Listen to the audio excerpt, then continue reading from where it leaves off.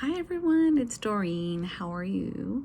I wanted to start this title of Things I Don't Miss Now That I'm No Longer a JW. Things that I don't miss. When I was a Jehovah's Witness, I don't miss it at all. I don't miss it at all. So this is no particular order. This is just like something off the top of my head. I just started typing some stuff down. So let me go down the list, and I'm sure you guys can relate. So let me know what your top 3 are after I read them, okay? So one thing I couldn't stand was reading the Watchtower and the Wake magazine. We had to read both of those magazines from front to back. And who has time for that?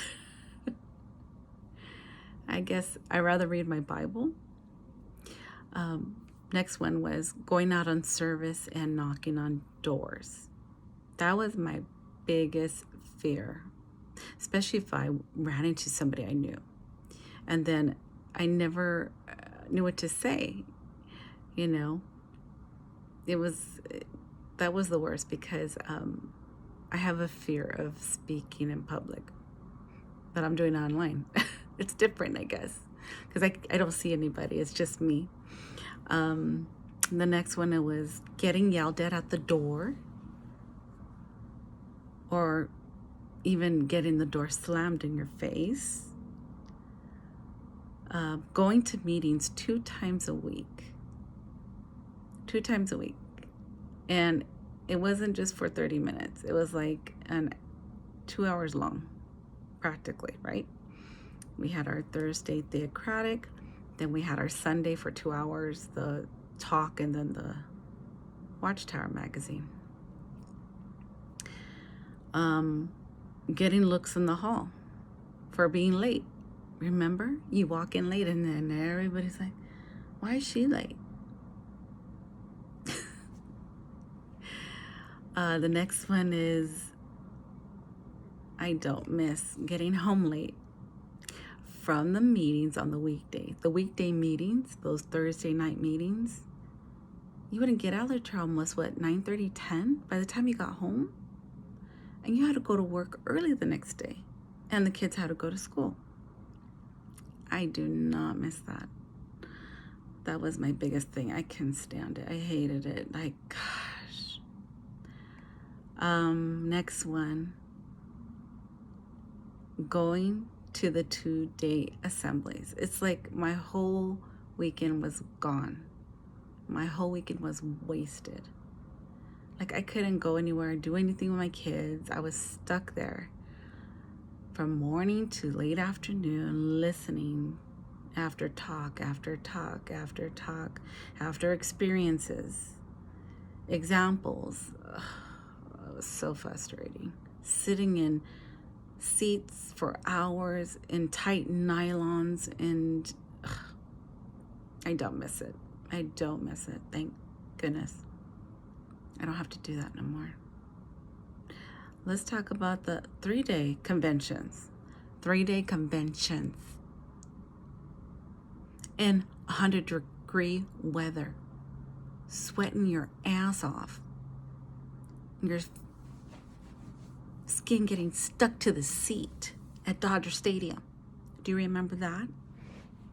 I'm sure you guys remember. Yeah, the ladies, you remember that? Sweating, constantly going to the bathroom because you were so hot, trying to get the piece of toilet paper, the piece of paper to dry your hands, and paper towels, wet them and put them on your shoulders and your... I remember everybody had that paper towel, that brown paper towel, would wet it to try to cool us off. You did it. I know you did. I did too. Being fake around others. We were trying to be presentable, remember? Ooh, I'm Miss Perfect. I did no wrong. Being judged by others in the hall. Constantly. Constantly. How many do you know? There were plenty of them, right? I would always hear people talking.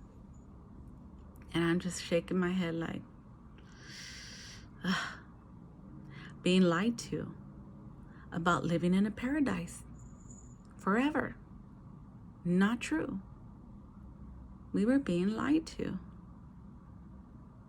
Man, I still can't get over that. And that was something recently I found out. Recently. I still can't get over that. It was like it just devastating for a lot of us, right? That were in the organization for so many years. Devastating that there is no paradise. Next one is getting dressed up. Every time we had to go to meetings, dressed up. You know what? I gotta say, I dressed up to the nines. I had the nicest shoes, and I always got it complimented by the sisters.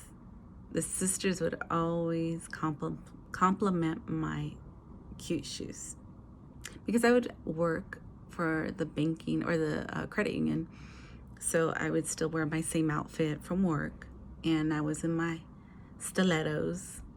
Yeah, I had really cute shoes though. Not no more. I got rid of all of them.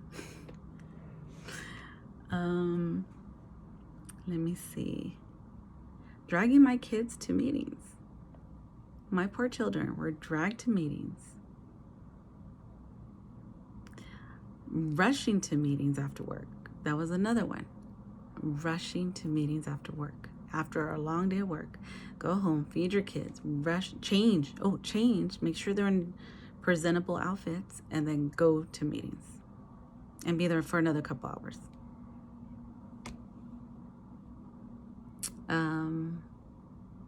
Overall, just being lied to. A lot of the lying that the organization did and told us all these lies. Being talked to every minute for something you did or you didn't by who? The elders. It's either you didn't do it or you didn't do it or did. We're never perfect for them. Always having to go to the elders to get their approval, right? Gossipers in the hall. I think I mentioned that. Feeling guilty for not putting enough field service hours in for the end of the month. When you had to put that in, your time, I was like, oh wait, didn't I talk to my daughter for a few minutes? Didn't I talk to that lady at work for a couple minutes?